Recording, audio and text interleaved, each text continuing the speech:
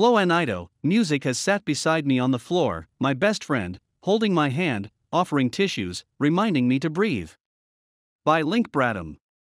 Published October 21, 2021. Music saved my life, explains DC-based jazz pop artist Flo Anito. In my hardest times, music has sat beside me on the floor, my best friend, holding my hand, offering tissues, reminding me to breathe. Singer-songwriters like Ani DiFranco, Fiona Apple, and Jewel and artists like Nina Simone let me know I wasn't alone in my pain or loneliness.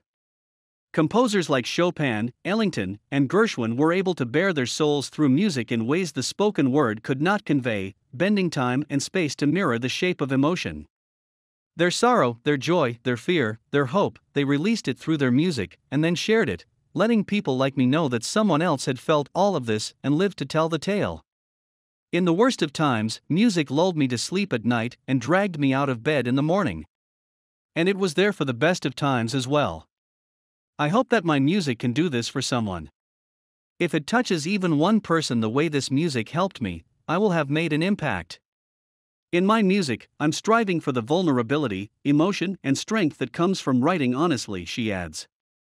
A lifelong appreciator, contributor, and producer of music, Flo Anito is that special kind of artist that you know has something deep and real to share, always giving her absolute all in whatever setting she might find herself. She's been one with music nearly since her life began, studying classical piano, voice, and cello for many years, and eventually beginning her endeavors of songwriting at the age of 16, when she received her first guitar. As she continued to write, produce, and play music live, Flo graduated from Wesleyan University in Connecticut with a BA in musical studies. Flo's career continued to blossom after she moved to the DMV following her graduation from Wesleyan. She opened for Eli Matson and Emmy Meyer at the National Cherry Blossom Festival, along with sharing festival bills with Joan Jett, Blues Traveler, and Andy Grammer. Her recent performance credits include The Barns of Wolf Trap, 2016, The Fillmore, 2016, Ram's Head, 2017, and the Birchmere, 2018-2019. She got to play at the Keystone Corner in Baltimore this year, 2021, which she describes as pretty exciting. In 2008, Flo released her debut album, No Dust Bunnies, a sonic adventure of songwriting, simple times, deep feelings, and impeccable arrangement. For this release, Flo channeled honesty in approach and execution, bringing truth in her delivery. It would be remiss to only compare her to other artists, but upon listening to No Dust Bunnies, there are shades of Regina Spektor, Gwen Stefani, and even Carole King. Flo took all of these influences and created something truly new, however, showcasing both her penchant for songwriting and her virtuosity of singing, piano, and guitar. One of the highlights of Flo's musical journey came in 2014, when she embarked on a tour across Europe. Flo recalls playing a show during the tour in Switzerland where more than a couple of the patrons came and asked her during a set break, "Do you think the Swiss are too serious?" Flo decided to go above and beyond just answering the question, and try a little experiment, remembering this question and subsequently asking late in the show for the crowd to sing along to her cover of Macklemore's Thrift Shop. Until that point in the night, the spectators had been intently, and even somewhat seriously, watching Flo. So when she asked for this audience participation, Flo wasn't expecting much of a sing-along at all. But instead, the concertgoers completely surprised Flo and sang along for the entire tune. It just goes to show how things can always surprise us, sometimes for the best. On another show in the European tour, Flo performed in Oviedo, a small town in Spain recommended by a fellow musician who had also performed in Europe. Flo was blessed to have her father join her for this leg of the tour, and for this particular show, Flo's performance was supposed to be from 10 p.m. 1 a.m. When 10 p.m. rolled around, the barkeep told Flo, "You don't want to start yet. You don't want to start yet. People are still coming." At 11:15, with the house nearly packed, Flo went on for about 40 minutes, with the crowd still wanting more, but the barkeep told her, "You need to take a break to create suspense, but you have to play again, because they're loving it and more people are coming."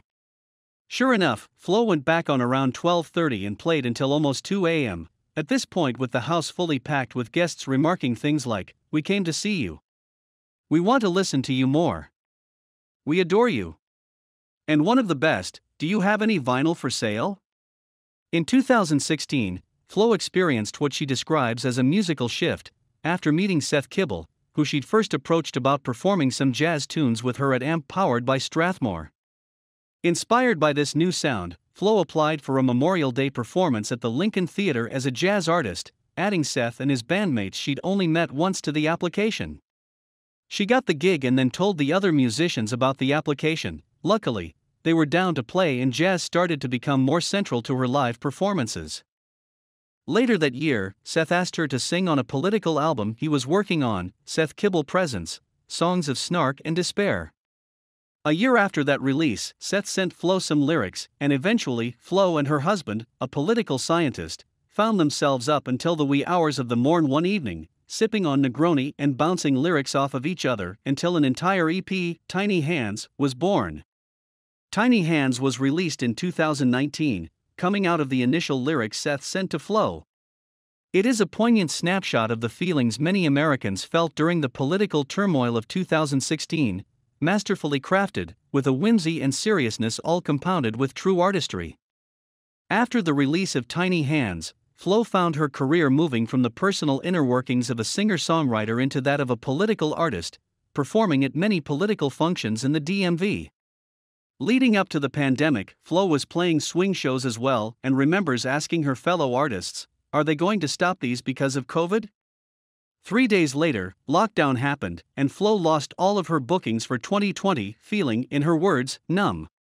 She didn't give up though, and started teaching piano, guitar, and voice online, eventually having the most productive year of her teaching career that she'd yet experienced. And now with live music coming back, Flo has shows regularly scheduled once again. She will be honoring the music of George and Ira Gershwin with longtime collaborator Seth Kibble at 7:30 p.m. on November 18 at the Edlovich Jewish Community Center of Washington, D.C., 1529 16th Street, NW, Washington, D.C. Masks and proof of full vaccination are required. Tickets, along with more details, can be found at https://www.edge.org/events/13997.